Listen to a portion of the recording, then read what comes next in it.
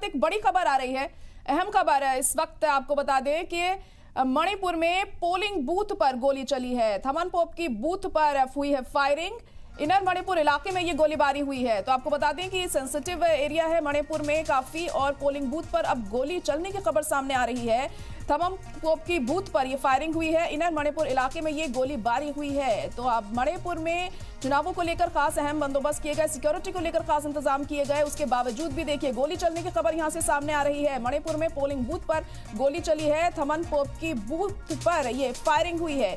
Inner Manipur इलाके में गोलीबारी चलने से यहां हड़कंप मच गया, अफरा तफरी का माहौल उस वक्त देखने को मिला।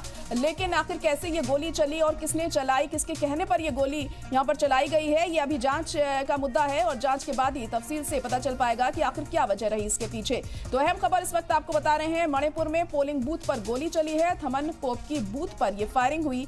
इनर मणिपुर इलाके में गोलीबारी हुई है। ये तस्वीर भी आप इस वक्त देख सकते हैं उस पोलिंग बूथ की जहां पर ये फायरिंग हुई, और किस तरीके से माहौल वहां देखने को मिला जब ये फायरिंग हुई, ये अंदाजा आप लगा सकते हैं। इन तस्वीरों को देखकर लोग भी खासे डरे से हमें वहां पर दिखाई दिए। तो अहम खबर इस वक्त आपको बता रहे हैं मणिपुर से, जहां पर पोलिंग बूथ पर चली है गोली।